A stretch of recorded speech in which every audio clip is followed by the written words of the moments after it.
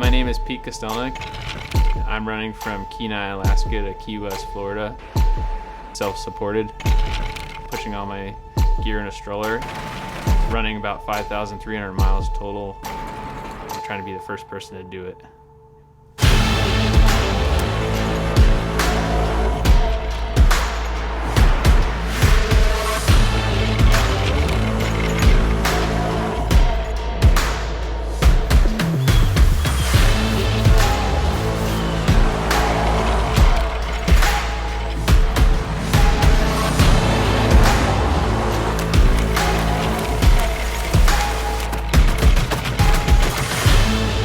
I ran across America in 2016.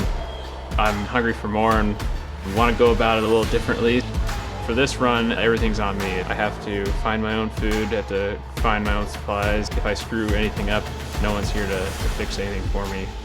I don't really see it as anything that crazy to me personally, just because I've seen what people can do in ultra running, and I know it's possible to run 50 to 60 miles per day, even with pushing all your stuff in a stroller. This run, it's longer, it's over 2,000 miles longer. I like to think of it as writing my own song and performing it rather than, trying to master a song that someone else has written. This run is, more about just kind of trying to dream up a craziest dream I can think of, and then it very ironically has a twist where it's Kenai to Key West. I like to call it key to key because it's kind of unlocking the wildest dream I can think of.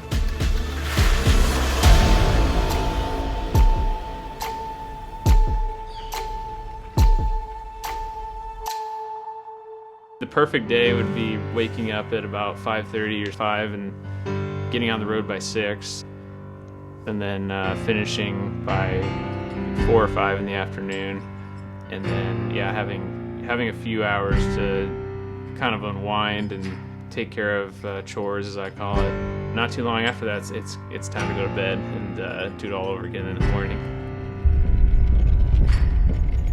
Still staying focused has been the big thing on this run. There was a fire just southeast of Watson Lake, so then I had to basically take a day off, and then I left Watson Lake at 8 p.m. and decided to do a double day, and so I ended up doing over a 90-mile stretch, which should have really been split into 2 days, all in one day with no sleep.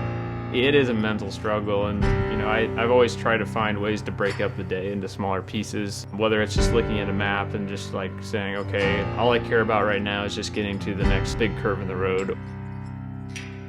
It's been kind of hard to get into a routine because some days I have to wake up at 3 in the morning to get out on the road by 4, and then there's some days where I can sleep in a little bit until 7 or 8 in the morning if it's a shorter day. I try to be as efficient as possible. I packed just about like 5 outfits, a little bit of colder weather gear, a lot of layers in case I run into snow, we'll see.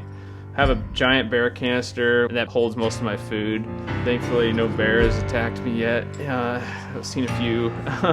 I even have a milepost guide of the Alaska Highway, and I even tear the pages out of the milepost when I get past a certain place. It's just to conserve weight and space in the stroller. It's so beautiful along the Alaska Highway, and it's an area where a lot of people don't see it because it's way out here in the middle of nowhere. That's one of the biggest things of this run, is being able to share it with people back home. I love hearing stories about people saying that they went out and did a walk or a jog just because I'm doing what I'm doing. Maybe someday it'll inspire someone to maybe not run from Alaska to Florida, but take the trip by road rather than missing it by flying to Alaska or something like that.